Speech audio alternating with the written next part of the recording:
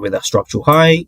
After this low here got broken, so this high was here, this high got formed, structural low, structural high, structural low, and now from here, every time I see a break, I'm going to draw an arrow, right? This is the rule that I give every trader, right? So we had a break just over here, right? There's our first break. I know you can't see that.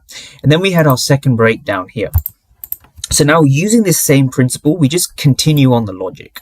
So what we see here again is we eventually see this low getting quite clearly broken over here.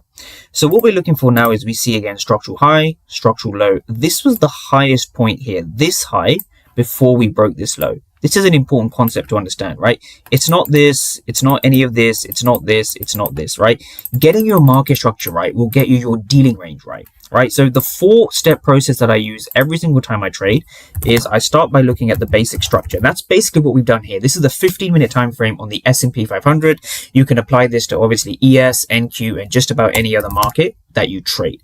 So the first thing is understanding the market structure, right? What are the highs doing? What are the lows doing? Which high has broken the previous low, or which low has broken the previous high?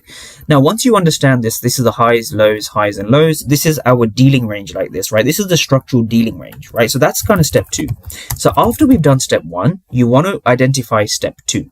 And step 2, we identify as the dealing range. The dealing range is basically the most recent high and low, right? So the most recent high to low. This is important to understand. It is the most recent high to the most recent low. So this here is the most recent high, and this here is the most recent low, right? So this is the structural high, this is the structural low, right? And what we do over here, step 2 and 3 come together, because step 2 gives you step 3. And step 3 is the premium and discount arrays. Premium and discount arrays, okay? Premium and discount arrays.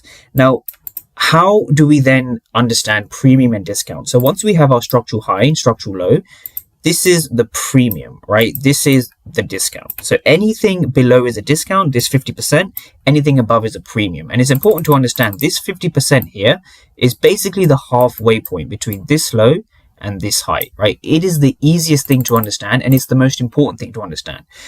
Because what you'll find today, if we just take a look at some of the recent price action over here, the reason we went long from Tuesday and Wednesday is because of this, right? We had broken a previous low, right? We had swept the previous day low, right? And then from here, we're beginning to see